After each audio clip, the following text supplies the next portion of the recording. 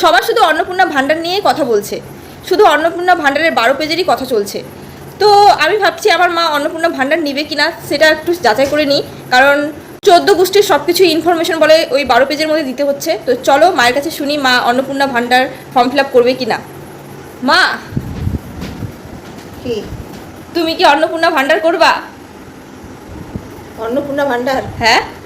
জীবনেও আমি অন্নপূর্ণা ভাণ্ডারের ফর্ম ফিল আপ করবো না। কেন করবো না? আমি এই জন্যই করবো না, ওখানে 12 পেজে 12 রকমের কথা আছে। মানে আমার বাড়ির প্রত্যেকটা সদস্যের অ্যাকাউন্ট নাম্বার দিতে হবে, বাড়ির দলিল দিতে হবে, তারপরে হচ্ছে আমি করেছি কিনা, LIC করেছি কিনা, স্বাস্থ্য বিমা, সেটার ডকুমেন্টস দিতে লাগবে, তারপরে হচ্ছে আমার বাড়ির ডকুমেন্টস দিতে লাগবে, তারপরে অনেক কিছুই আছে সেখানে দিতে হবে। তো সেটা তো দেওয়া সম্ভব না, আর সবার অ্যাকাউন্ট নাম্বার দেওয়া সম্ভব না, কেউ দিবে না। এখন যদি তোর বড় আব্বাকে বলি, মানে তোর জেঠুকে যদি বলি তোমার অ্যাকাউন্ট নাম্বারটা দাও, দিবে না? দিবে না? দিবে কি? তাহলে 14 গোষ্ঠীর আমি অ্যাকাউন্ট নাম্বারটা কেমন করে নিয়ে আসবো বল? তো আমার দরকার নাই, আমি এটা অন্নপূর্ণা ভাণ্ডার ফর্ম ফিল আপ করবো না, আমার দরকার নেই। তুমি কি লক্ষ্মীর ভাণ্ডার পেতা? লক্ষ্মীর ভাণ্ডার? হ্যাঁ, লক্ষ্মীর ভাণ্ডার আমি পেয়েছি, এপ্রিল মাসে পেয়েছি, মে মাসে পাইনি। কেন পাওনি?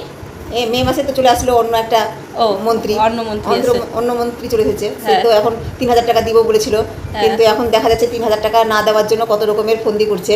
লক্ষ্মীর ভাণ্ডারের টাকা নিয়ে কি করতা? লক্ষ্মীর ভাণ্ডারের টাকা নিয়ে আমি কি করতাম? আমি তোর বাবা সবসময় কি বলতো, যদি একটু আমার গ্যাসের প্রবলেম হয়, গ্যাসের প্রবলেম হয় আমার, তো আমি ওষুধ নিই, গ্যাসের ওষুধ নিই, ওষুধপত্র লাগলে আমি সেটা নিতাম। তোর বাবা নাতা দেয়, শুধু ওষুধ লাগে এটা কথা বলে। ডাক্তার দেখাতে চাইলে গেলে টাকা চাইতে পারতাম না তোর বাবার কাছ থেকে, আমার লক্ষ্মীর ভাণ্ডার থেকে তুলে নিয়ে চলে যেতাম। আর কোনো সময় যদি মনে হয় যে আমার ড্রেস নেওয়ার দরকার পড়তো, তো আমি ড্রেস নিতাম, হঠাৎ ড্রেসটা কমই নিতাম, তো নিতাম কোনো সময়। সংসারে অনেক কাজে লেগেছে, অনেক কাজে লেগেছে। হ্যাঁ, আমার মা একবার অসুস্থ ছিল, তো সেই সময় আমার মাকে টাকা দিয়েছিলাম অসুস্থর সময়। আর এই টাকাটা আমার বাড়ির কাজে অনেক সময় লেগেছে, যেমন আমার হাজব্যান্ড একবার কাজ বন্ধ হয়ে গেছিলো, কাজ করতে পারছিল না, অসুস্থ ছিল, আমাদের সব দিকেই বন্ধ ছিল, তখন আমার এই লক্ষ্মী ভাণ্ডারের টাকা দিয়ে আমাদের সংসার চলেছিল।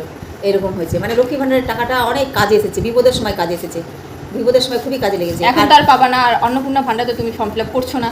না, আমি অন্নপূর্ণা ভাণ্ডার ফর্ম ফিল আপ করবো না, এখন তো কষ্ট হবে, এখন কিছু করার নাই, অনেক কষ্ট হবে। এই বিপদের সময় তো কেউ দেখেও না, কেউ দেখবে না। আমরা পাবো কি পাবো না সেটা কোনো ব্যাপার না, মানে আমরা পাবো। হ্যাঁ, আমরা তো পাবো। তোর স্কুলের টাকা কত সময় দিয়ে দিতাম, আমরা তো পাবো অন্নপূর্ণা ভাণ্ডার, কিন্তু মা ফর্ম ফিল আপটা করছে না, কারণ এত কিছু ইনফরমেশন দেওয়া যাবে না নাকি? হ্যাঁ, এত কিছু ইনফরমেশন দিতে পারবো না। এত কিছু ইনফরমেশন কেন দিব আমি? লক্ষ্মী ভাণ্ডারই আমার ঠিক ছিল। যদি এখন যে নতুন সরকার এসেছে, যদি কোনো ডকুমেন্টস না দেয়, যেমন লক্ষ্মী ভাণ্ডারের টাকা ঢুকছিল সেইভাবে যদি ওই অ্যাকাউন্টে আমাদের টাকা ঢুকিয়ে দেয়, তাহলে নিব। আর কোনো ফর্ম ফিল আপ করবো না, ওইভাবে যদি দেয় তাহলে দিবে, না কোনো ফর্ম ফিল আপ করবো না আমি। আচ্ছা, ঠিক আছে, তাহলে তো শুনতেই পারলাম আমার মা অন্নপূর্ণা ভাণ্ডার নিবে না। এরকম অনেক ফ্যামিলি আছে যারা অন্নপূর্ণা ভাণ্ডার নিচ্ছে না। সবাই তো আর সব রকম ইনফরমেশন দিতে পারে না, বাড়ির ব্যাংকের সবার অ্যাকাউন্ট লাগবে, তো সবার সঙ্গে সবসময় সম্পর্ক ভালোও থাকে না, তো সবার অ্যাকাউন্ট নাম্বারও তো এরকম দিতেও পারবে না। তো সে যাই হোক, আজকের মতো এতটুকুই। তোমরা কি অন্নপূর্ণা ভাণ্ডার ফর্ম ফিল আপ করছো অবশ্যই কিন্তু কমেন্টে জানাও, আর কারা কারা অন্নপূর্ণা ভাণ্ডার নেবে এবং কারা কারা নেবে না এটাও কমেন্টে জানিও।